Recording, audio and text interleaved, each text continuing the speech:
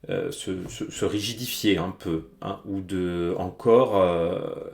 vous avez donné une structure bien droite à votre maison, hein, vous avez érigé votre maison, par exemple, kamaeru. Et on a le verbe kamae qui s'utilise beaucoup, souvent à la forme négative pour dire kamawanai, kamaimasen, pour dire ça n'a pas d'importance, ça n'est pas un problème. Kamae, ça veut dire se soucier de quelque chose. Dans l'exemple, vous voyez, rokuji ni okiru no wa kamawanai.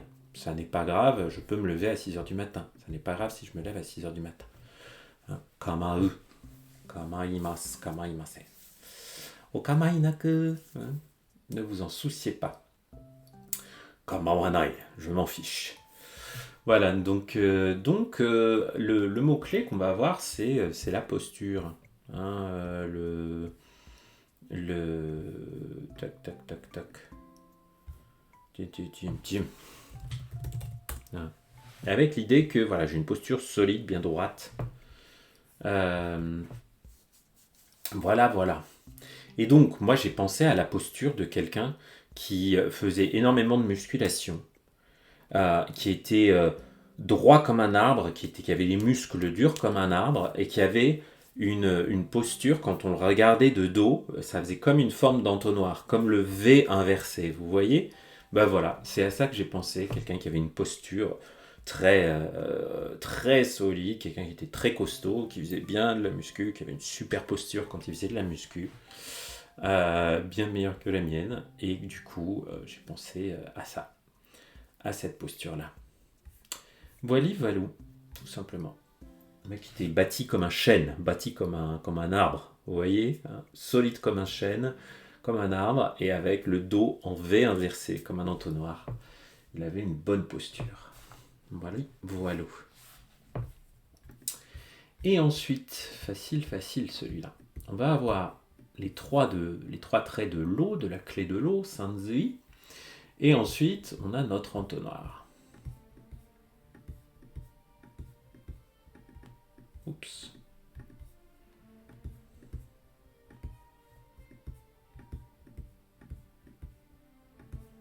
Hop. On ne l'a pas bien reconnu cette fois-ci. C'est sûr que je l'ai assez mal fait. Mais quand même, non? Bon, allez, je refais depuis le début. Mais il n'aime pas quand je fais le Sanzui. Il n'aime pas ma façon de le faire. J'ai fait les deux traits pas de la même longueur. Ouh, c'est très mal tout ce que je fais. Un peu mieux là? Ouais. Ok. Alors, celui-là, ce kanji, symbolise une gouttière. C'est le mot miso. Miso. Donc, c'est un petit canal dans lequel s'écoule de l'eau. Tombe bien, on a la goutte d'eau. Bon. Et on a la lecture ko après, qu'on peut avoir. Ah voilà. Haisui ko, hein, ça c'est les égouts, le système d'écoulement des eaux usées. Voilà. Donc là, on est dans du vocabulaire assez élaboré quand même. On est sur du N1, très clairement. Mais au niveau de l'image mentale, c'est très simple. Si vous regardez les gouttières, qu'est-ce qu'elles ont en haut? Bah, elles ont un entonnoir, et oui, pour récupérer l'eau et que ça descende. C'est récupéré par une espèce d'entonnoir, là, au bout de la gouttière. Et ensuite, ça descend dans une canalisation. Bon, bah voilà. Ça fait une descente d'eau. Donc regardez bien la prochaine fois que vous voyez une gouttière là, au bord d'un toit, vous la regardez et vous dites ah bah oui c'est évident, ça correspond au kanji. J'ai de l'eau qui va dans mon petit entonnoir et voilà. Et vous n'oublierez pas ce kanji, même si c'est un mot de vocabulaire un peu compliqué. Ok. Alors nouveau composant, donc on va avoir quelque chose qui ressemble à la ceinture, voilà. Je sais pas pourquoi là, il me dit du mal, hein. Parfois il me dit que c'est la ceinture, parfois il me dit que c'est la glass canopy. La différence entre les deux, elle est ténue. Hein. Donc moi j'ai gardé la ceinture, les amis. Et on va lui rajouter des petits traits. Et tout ça, voilà. Ça va donner, ça ressemble un peu à la fleur au milieu, tiens, ouais. Ça va nous donner un carnet à spirale. Ok.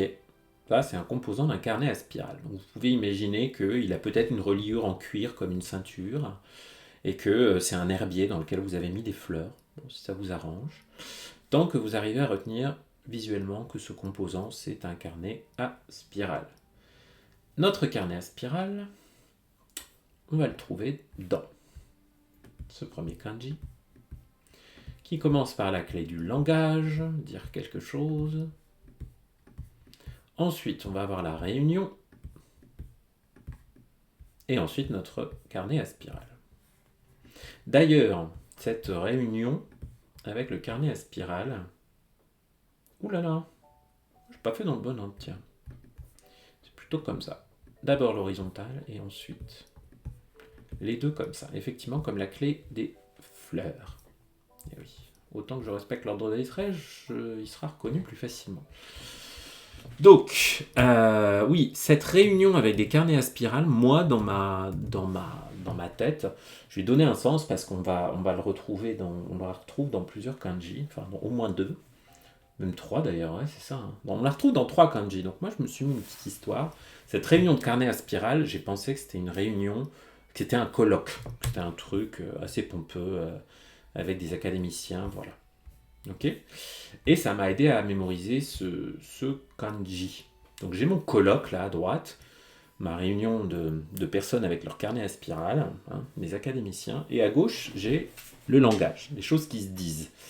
Et le sens de ce kanji, c'est l'argumentaire, l'argumentation, le fait de discuter de quelque chose et parfois de ne pas être d'accord. Hein. En anglais, argument, ça ne veut pas juste dire un argument, ça peut aussi ça veut le plus souvent dire une dispute. Mais là, le sens, voilà, c'est un discours qui a lieu à notre colloque. Nos académiciens discutent ensemble et avec leur petit carnet à spirale, peut-être c'est les étudiants qui prennent des notes sur leur carnet à spirale lors de cette réunion. Et voilà. Je connais pas ce mot. Qu'est-ce que c'est que ça? Oh là là. Ouais. Discuter, argumenter, intéressant. Mais le ron, on le retrouve dans pas mal de mots, comme par exemple toron, hein, c'est un débat. On le trouve dans ronbun, ça c'est une thèse, un mémoire, hein, si vous voulez, bref. Voilà, donc il y a tout ce concept et je trouve qu'on le trouve bien avec notre histoire de colloque avec le carnet à spirale. Ensuite, il parle de quoi notre colloque? Eh bien, on a une personne seule. On a une personne seule, j'ai pensé un peu comme un ermite, quelqu'un de très vertueux, qui vit tout seul, qui ne fait pas de mal à une mouche. Voilà. Qui est à notre colloque. Ah, c'est marrant. Pourquoi il me l'a pas... Ah oui, parce que j'ai pas... Oui, j'ai fait un truc très mal au niveau des traits, c'est que j'ai pas dépassé. Il faut dépasser. Voilà. Il faut dépasser dans ce truc. C'est à cause de ça qu'il n'aimait pas? Non, c'est pas à cause de ça. Il n'aime pas ma clé de gauche. Bon, c'est pas grave. Comment on va le trouver celui-là? Moulon. Non, pas celui-là. Ah oui, Ronli. Voilà. Non, toujours pas. Dans quoi il est déjà celui-là? C'est pas Lilon? Non. Ah là là là là. Hannon. Non, toujours pas. Oh là là, j'ai que l'autre Ron qui me vient. Ah, celui-là, je l'ai un peu... Ouh là là. J'ai oublié mon vocabulaire, les amis. C'est pas grave. C'est pas grave. Alors, tiac. On va le trouver. Parce que je sais qu'il se prononce Ron aussi. Ah mais non. Mais non. Oh, les amis, j'ai un gros trou. C'est pas grave. J'ai vraiment... Ou alors c'est Ken? Non. Oh là là, les amis, j'ai un trou sur la prononciation de ce kanji. ou en tout cas sur le vocabulaire qu'il utilise. Ah mais non, c'est Rin, c'est le Rin de Furin. Voilà, ça y est, maintenant. Ah, le mot me revient. Je savais bien qu'il allait me revenir. Donc, le Rin de Furin, bon, vous voyez. Bon, ce Rin, il veut dire l'éthique. Voilà, l'éthique. Donc j'ai pensé à l'éthique, voilà, une personne très éthique, mais qui était tellement éthique qu'elle se retrouvait toute seule, qu'elle n'avait plus d'amis, qu'il ne pouvait plus rien faire dans sa vie parce qu'il avait un mode de vie tellement sain, dont il venait se vanter à notre réunion, à notre colloque là, hein, notre colloque sur l'éthique, voilà. Voilà, moi j'ai bien retenu cette histoire d'un colloque sur l'éthique. Voilà. Mais le mot dans lequel je le retrouve, c'est notamment furin, qui veut dire l'adultère. Voilà. Vous avez une vie, vous n'êtes pas éthique avec votre partenaire, bah vous êtes furin, vous êtes une personne adultère. Voilà. Désolé pour le gros bug sur la lecture de ce kanji, qui m'a échappé un instant. Le suivant. Alors, on a des voitures. Oups. Kuruma, chat. Et à droite, on a notre colloque, notre réunion d'académiciens avec leur carnet à spirale. Donc. Mais je fais n'importe quoi. Voilà.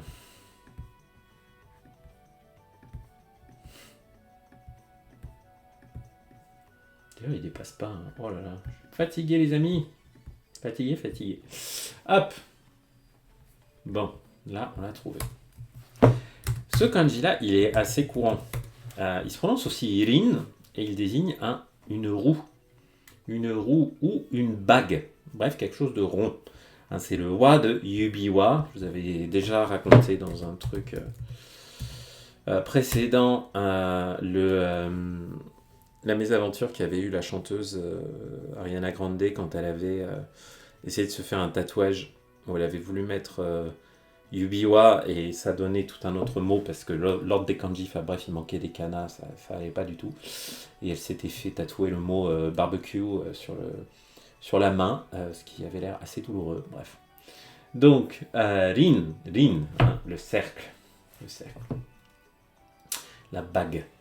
D'ailleurs, ça ressemble un peu à ring en anglais, donc pourquoi pas. Hein, mais tout seul, c'est wa, comme yubiwa. Donc, moi j'ai pensé à des roues de voiture et j'ai pensé que mes académiciens avaient dû venir en voiture avaient dû venir en voiture à leur colloque, puisque c'était dans une petite université un peu reculée, et qu'ils avaient garé leur voiture devant le colloque, voilà, donc, et qu'on voyait les roues des voitures. Bon, ça allait pas chercher bien loin, et voilà. C'est un compteur d'ailleurs, hein, ce truc-là, hein, pour les roues. Donc c'est utile. Alors, on continue. J'ai une personne seule, une porte, ou un portail, une petite porte, hein, pas un gros portail, pas ma grosse porte cochère avec 2 battants. Là, j'ai un seul battant. Hein. Et en dessous, et cette fois-ci, je vais m'appliquer quand même, j'ai mon carnet à spirale. Ok. Ce kanji, il n'est pas facile au niveau du sens. Il veut dire biaisé. Biaisé. Hein, dans le sens, vous n'êtes pas impartial. Vous êtes biaisé. Ok. Et pour retenir, donc il y a l'idée de quelque chose qui penche d'un côté ou de l'autre, mais qui n'est pas objectif, qui ne va pas droit. Hein. C'est le sens de ce kanji katayoru, de ce verbe, katayoru, qui veut dire être biaisé, hein, penché d'un côté ou de l'autre. On a la lecture hen aussi, qui est pas mal. Donc, voilà. Katayoru. Hen. Que vous dire de plus? Bah oui, moi, l'histoire que je m'étais faite, j'avais pensé à un vigile. Ok, donc une personne toute seule qui était devant la porte. Personne seule devant la porte, j'ai pensé à un vigile qui avait un petit carnet dans lequel il avait la liste des gens qui étaient autorisés à rentrer dans l'événement ou la boîte de nuit, bref, le club, le truc ultra select que surveillait mon vigile dans mon histoire. Et j'ai pensé que mon vigile n'était pas du tout objectif, parce que dès qu'il voyait passer une jolie fille, bah, il l'a laissé passer. Donc il était biaisé. Mon vigile il était biaisé. Voilà. Si tu venais, si tu étais au bras d'une jolie blonde, tu pouvais rentrer, sinon, bah non. Voilà, voilà. Ensuite, toujours avec mon histoire de vigile et boîte de nuit, donc j'ai pensé que mon vigile qui était donc toujours devant la porte avec son carnet à spirale où il y avait le nom de mes invités, là il est sur le chemin, il y a une histoire de chemin. Ok. Donc la porte, la petite porte, le carnet à spirale et le chemin. C'est les trois composants de ce kanji. On va trouver ici. Le sens de ce kanji, ça veut dire partout, absolument partout. Et moi j'ai pensé que sur mon chemin, partout sur mon chemin, il y avait plein de monde, que c'était complètement bouché, qu'il y avait plein de gens partout, parce que le vigile était hyper sélect et qu'il empêchait les gens de rentrer. Il empêchait les gens de passer en disant non, vous n'êtes pas sur la liste, mon truc il est super sélect. Et donc j'imaginais que devant la porte de la boîte de nuit, il y avait partout plein de gens et que ça bouchait complètement la route, que ça bouchait le chemin. Voilà. Donc on retrouve ce kanji dans le mot fuhen qui veut dire effectivement universel, général.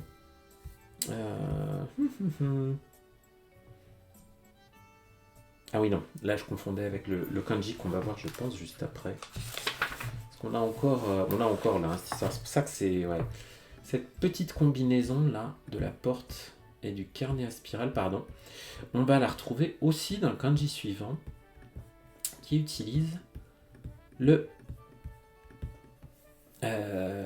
clé du textile, du fil. Et à droite, j'ai encore mon vigile devant la porte avec son carnet à spirale. Qui n'est pas objectif, qui est biaisé. Parce qu'il laisse rentrer que les jolies filles. Voilà, voilà.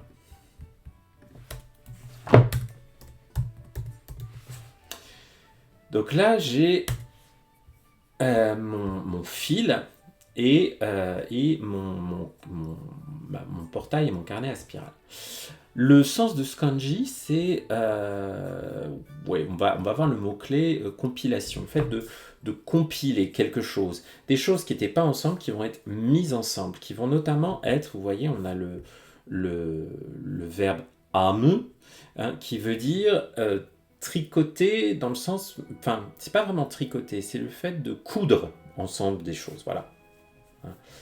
Coudre. La couture, assembler des morceaux disparates, pour faire un plaid, notamment, par exemple, si vous voulez. Le plaid, voilà, c'est ce kanji. On trouve notamment des mots comme je vais y arriver. Oups. Amidana. Non, c'est pas celui-là. Ça, c'est avec le hameau du filet. Mais là, c'est le hameau de vraiment coudre. Bon. Donc, moi, j'avais pensé à Henshu, qui est le fait de... ça, c'est le montage d'un film. Donc, vous allez rassembler des choses avec ce shu, là. Shu, atsumaru, atsumeru, quelque chose qui se rassemble.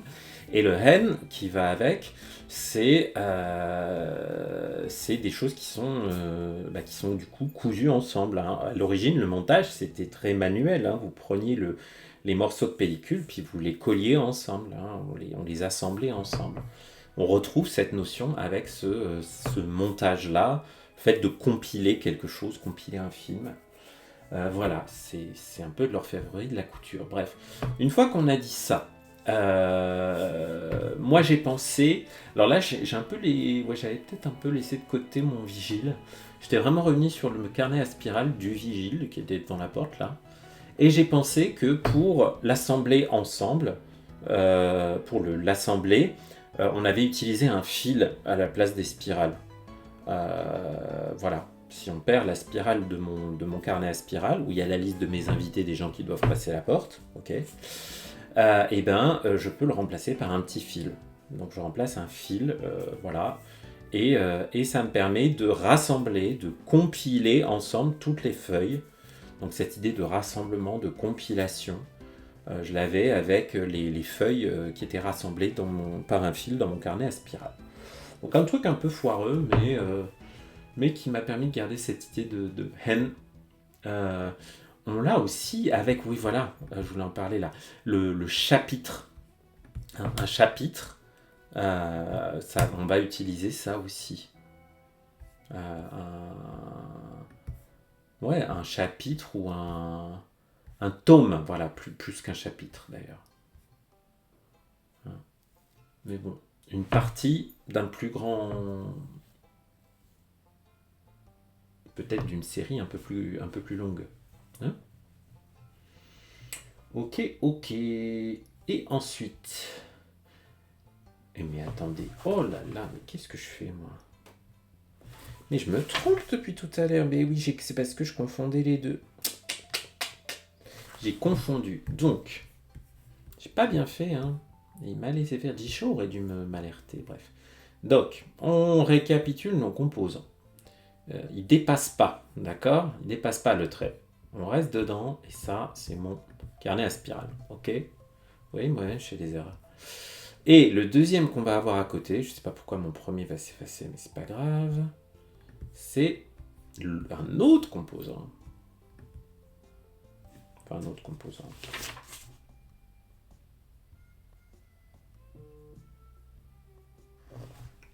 Un autre kanji surtout, qui est un tome. Un vrai tome.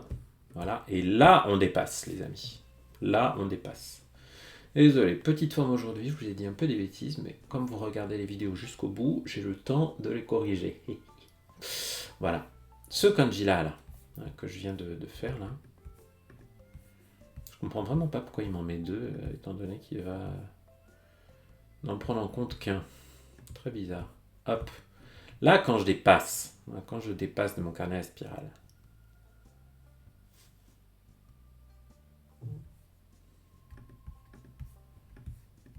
j'y arrive vraiment pas aujourd'hui. Ah là là. Bim. Hop. Et là, je fais les deux traits verticaux. C'est pour ça que je m'étais remis les pinceaux. Voilà. J'avais vraiment confondu ces deux composants. Bien. Comme je me suis trompé, je les confondrai plus. Ça n'a rien à voir avec un carnet à spirale. Quoique. Parce que ça désigne un tome. Un volume d'une encyclopédie. Ça, c'est le compteur qui nous sert à compter les livres. Quand vous comptez des livres, c'est ça ce que vous utilisez. Hein. Issatsu, un livre. Issatsu. Un tome.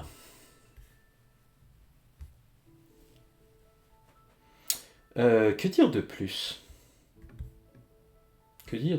Un tome, un volume, un livre.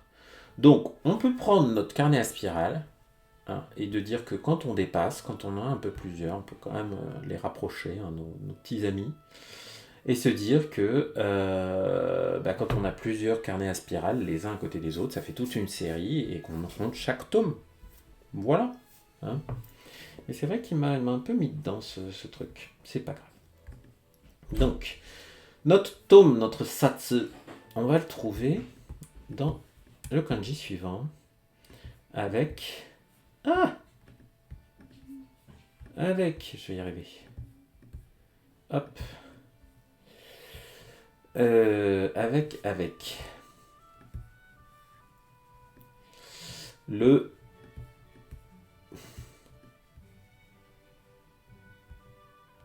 L'arbre, à gauche. Voilà, les amis, je suis perturbé, j'y arrive pas. Mais si on y arrive toujours. Il suffit de ne pas arriver, pas s'arrêter en fait. Quand on n'arrête pas, on continue. Wow. Donc, mon arbre et à droite mon carnet à spirale déformé qui est devenu un tome de livres. Ok. Tout ça, ça me donne une palissade. Une barrière. Et, hein, la palissade, notre barrière là, on va lui trouver une histoire facile. On va penser à une BD qui existe en plein de tomes. Je vous la donne en 1000. Astérix. Pourquoi ? Parce que il est entouré de quoi ? Il est entouré de quoi, le village gaulois, hein ? Je vous le donne en 1000. Il est entouré d'une grosse barrière, d'une grosse palissade. Et elle est faite en quoi ? Elle est faite en bois. Donc là, on a les arbres, on a la palissade, on a les X volumes d'Astérix et on retombe sur nos papates. Hein. Donc voilà. Hein. Je vais penser à une palissade plutôt qu'une barrière, moi. Mais bon. En tout cas, sa prononciation, c'est Saku. Ouh là là, Shigaramo. Oh là là là là. Non, vous embarrassez pas de ces prononciations-là. Hein. Saku, c'est déjà très très bien. Hein, si vous retenez ça. Voilà. Donc Saku, notre petite palissade, notre petite barrière. Ensuite, mon volume, mon tome de livres. Eh ben non, c'est pas celui-là que j'ai à voir. Pas du tout. Moi. J'aime bien parce que parfois on se rend compte qu'à ici, il y a des caractères qu'il a mis à certains endroits parce qu'il avait un peu oublié d'en parler avant. Je pense que c'est le cas de ce caractère-là. On va trouver d'abord en haut la courbe, la courbure. Ok ? Pardon. Hop, je le refais un peu mieux. Qui ressemble un peu à notre tome, hein, mais qui a quand même, bon, pas tout à fait pareil. Sinon, vous pouvez penser que c'est le tome, hein. Ouais. Ouais. Bon, on pourrait penser que ça, tout ça, c'est Kyoku, hein, la courbure. On va se dire que c'est le tome, avec un trait en plus en dessous, et qu'on va avoir l'élément d'outil. Ok ? Mais c'est vrai que, bon. Allez.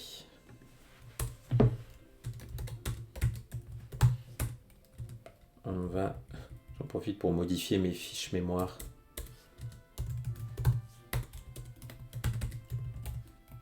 Voilà. Donc, en dessous, on a l'outil. Hein, un trait horizontal avec deux petits traits en dessous, deux petites papates. Ok. Tout ça, pour nous faire un kanji que je retrouve pas là. Pas sympa, notre ami. Pas sympa du tout. C'est pas grave, je vais le trouver avec un autre. Non. Tiens, voilà. On va le trouver comme ça. Je l'ai retrouvé avec sa prononciation ten. Ce kanji, il nous montre, il a un caractère vachement rigide, vachement classique. Il me fait penser vachement au code civil, à la loi, hein, au gros volume de la loi. Il donnait le sens de code, mais pensez plutôt à quand vous passez votre code pour le permis de conduire, hein, au code civil, au code pénal, à un gros bouquin, un gros volume.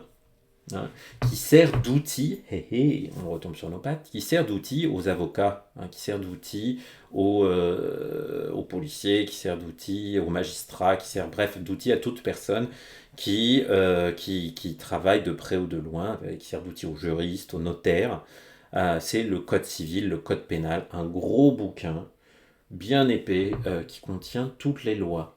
Hein, à quoi j'avais pensé ? Ouais. Ah si, à Koten peut-être. Ouais. Quelque chose, un classique. Un livre classique. Vous voyez, un livre vieux. Un vieux code civil. Parfois, il faut y aller un peu au feeling, hein, mais bon, faut se laisser gagner par les images, par le pouvoir évocateur des kanji, les amis. Ok, allez. Pour nos derniers petits, là, ouais, on va se voir un nouveau composant. Ce composant, qui commence par un joli trait comme ça, un, deux, et une petite, un petit crochet en bas. Ensuite, un trait horizontal qui part de là, puis un trait courbe, oblique, qui part de là. Et en plus, je l'ai vraiment pas trop mal fait. Ce composant et ce kanji, qui va souvent se prononcer shi, on va le trouver beaucoup avec des prononciations shi dans les deux kanji qui viennent là. Bon, c'est pas énorme, mais c'est déjà deux kanji. Correspond à, il ne l'a pas reconnu évidemment, Jisho, il trouve ça trop simple. Il n'aime pas la façon dont je l'ai fait. Comme d'hab. J'essaie de le refaire quand même, ça me vexe. Ça me vexe un peu. Ah, mais c'est parce que j'ai fait un seul gros trait là, alors qu'il préfère qu'on le coupe en deux. Ok, 1. Non. 2. Voilà. 3. Je fais une. L'aile, elle est trop grosse là, mais c'est pas grave. Et 4. Et là, il va bien aimer. Voilà, là, il l'a trouvé. Oui, madame. Oui, madame. Bon, en vrai, en termes de lisibilité, ça change pas grand chose qu'on fasse un ou deux traits au début. Mais on va faire plaisir. Donc, ce chi, c'est le nom de famille. Le nom de famille. On trouve aussi pour. On trouve aussi dans quoi déjà ce truc il désigne aussi parfois le chef de famille, hein, le patriarche, quoi. Par exemple dans Bovary Fujin. Non, pas dans Bovary Fujin. Mais ouais. Shifu. Non, Shi. Oh, quel mot je pense que je ne retrouve pas ici. Non, en fait, juste en suffixe, voilà, en suffixe, ça veut dire monsieur, madame, etc. Hein. Donc vous le trouvez après le nom de famille. Hein. Vous avez par exemple Bovary, Shi, monsieur, madame Bovary. Voilà. Tanaka, Shi. Voilà. Monsieur ou madame Tanaka. Donc ça, c'est le nom de famille. Bon, on va essayer de le retenir en tant que composant, parce qu'on ne va pas trop pouvoir se faire d'histoire avec ce qu'il y a dedans.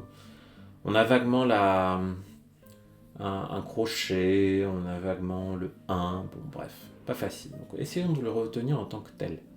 Moi j'aime bien penser au chef de famille un peu tradi, hein, qui donne son nom de famille à tout le monde, à sa femme et à ses enfants sans discuter. Hein, le côté un peu tradi qui va avec l'idée de l'héritage du nom de famille. Ok ?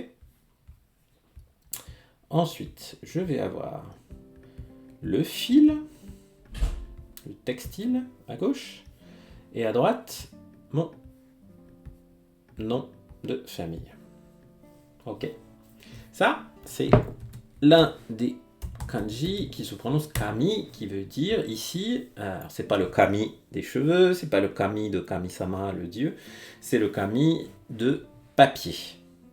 Papier. Ok. Avec sa lecture on qui est shi, comme dans par exemple washi.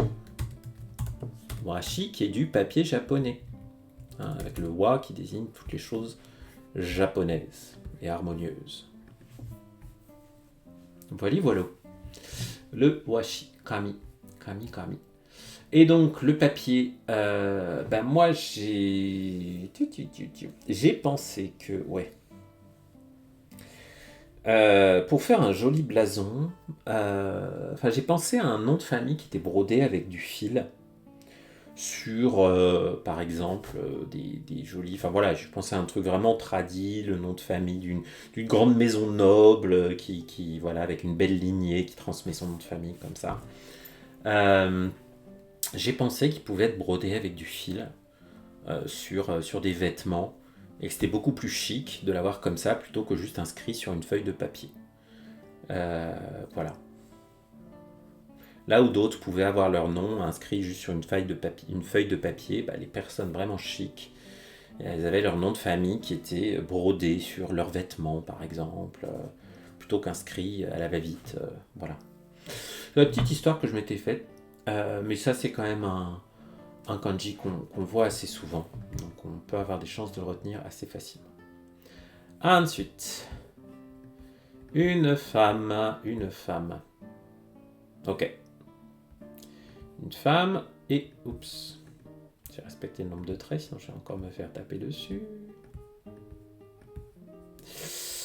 Ensuite, le nom de famille et en dessous, le jour, le soleil. Eh bien, le jour où une femme traditionnellement changeait de nom de famille. C'était quel jour? C'était le jour de son mariage, les amis. Eh oui, ça c'est le kon de Kekkon, hein, qui signifie donc le mariage. Le mariage, voilà. Avec tous ces trucs tradis, le mariage, tout ça, ça marche bien. On arrive à bien retenir ce nom de famille. Hein. Donc le jour où une femme change de nom de famille, traditionnellement, c'est le mariage, voilà. Hein. Et on a des mots comme konyaku, qui veut dire les fiançailles, par exemple. La promesse de mariage. Ok. Ouh, ouais. Ensuite... Ouais, Heisig avait décidé de faire un composant avec un bout du kanji qui suit, mais je vous avoue, je l'aime pas du tout. Donc je vais faire l'impasse. Ok. Là, on va avoir une personne seule. À droite, le nom de famille. Et en dessous, le 1. Ok. Ce kanji-là, ils sont censés bas. La bassesse, quelque chose qui est plus bas, qui a été abaissé. Hein, l'idée d'abaisser quelque chose. Hein.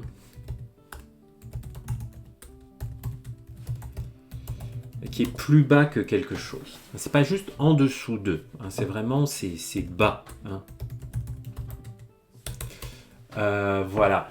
Et avec l'idée du nom de famille, hein, donc c'est l'adjectif hikui ou tei, qu'on trouve dans le mot saitei, un adjectif qui veut littéralement dire le minimum le plus bas qui existe et qui est utilisé pour dénigrer quelqu'un ou quelque chose. Ah, saitei, oh, c'est dégueulasse, c'est lamentable, c'est trop nul. Voilà. Sinon, c'est l'adjectif hikui qui veut simplement dire quelque chose qui est bas. Et j'ai pensé que là, avec ce trait-là, en dessous du nom de famille, j'ai pensé que c'était le sol. Et j'ai pensé que qu'une personne seule qui était sous les personnes de grande extraction, qui avaient un nom de famille très noble, très riche, etc. Et bien que les autres gens, ils étaient plus bas et qu'ils étaient, qui devaient s'abaisser devant eux, qui devaient leur faire la révérence, peut-être qu'ils devaient leur nettoyer le sol devant eux. Hein, ce hikui, j'ai vraiment pensé à une pauvre personne réduite à devoir nettoyer le sol devant les personnes nobles qui avaient un joli nom de famille. Voilà. C'est la petite histoire que je m'étais faite et qui m'avait aussi aidé pour l'histoire suivante. Où là, on a le kanji des doigts de la main. Et à droite, j'ai donc mon nom de famille et le sol. Ok. Mon nom de famille et le sol. Donc les doigts, le nom de famille, le sol. Et j'ai repensé à ma personne de basse extraction, là, mon serviteur qui devait toujours faire sa révérence et toujours se rabaisser devant son maître. Voilà. Avec le sens de ce kanji, qui est la résistance. On le trouve, donc sa lecture c'est tei, et on le trouve notamment dans le mot teikoro, qui veut dire résister, la résistance, l'opposition. Et j'ai pensé qu'un jour, cette personne de basse extraction, qui devait toujours s'écraser devant une personne plus noble, et lui nettoyer les sols, un jour il en avait marre de faire ça. Et quand l'autre lui disait « Ah, mais prosternez-vous devant moi », il lui avait fait un gros doigt d'honneur. Il lui avait dit « Non, Il lui avait résisté. Il avait dit non, moi j'en ai marre. Je vais vous résister. J'en ai marre que juste parce que je suis né dans une mauvaise caste, parce que moi j'ai pas un joli nom de famille et tout. Non, je vais vous résister et mon outil ce sera les doigts. Voilà. Bon, une histoire un peu alambiquée, mais si ça vous parle, utilisez-la. Sinon, créez-en une, tu vas dire, qui vous conviendra mieux et que vous pourrez utiliser pour vous. Ok ? Et toujours mon histoire de personne, là, de pauvre serviteur, elle m'a aussi servi pour le kanji suivant. Où là, j'ai la cave, je commence par la cave. Ensuite, j'ai mon nom de famille et le sol. Donc voilà, tout ça, ce nom de famille avec le sol, ça m'a vraiment fait penser à ce serviteur de basse extraction qui avait qui est né dans la mauvaise, dans une sous-caste, une position sociale très basse dans la société imaginaire que j'ai dans mes kanji là. Et j'ai pensé que il devait aller tout au fond, tout en bas de la maison, qu'il vivait à la cave. Voilà, avec la cave là et ce kanji. Donc qui veut dire tout le bas, le fond. Soko, c'est vraiment le fond de quelque chose, la partie la plus basse de quelque chose. J'ai pensé, voilà, la cave, c'est la partie la plus basse de la maison, là où vivent les servants de basse extraction. J'avais aussi pensé à la cale du Titanic, j'avais pensé au film Titanic là, avec DiCaprio, là, où voilà, les gens devaient... la troisième classe, ils étaient tout au fond, tout dans les cales du bateau, puis ils ne risquaient pas d'avoir des canots de sauvetage. Voilà, c'est le sens de ce mot soko. Et ce kanji qui a la prononciation tei. Voilà. Soko, le fond, le dessous. C'est aussi la semelle, vous voyez. En anglais, c'est the sole, par exemple. Et on dit atsuzoko. Atsuzoko. Pour des semelles compensées, des semelles épaisses. Voilà. Atsuzoko gotsu. Voilà. Des chaussures avec des grosses semelles. Et ce sera tout pour cette session.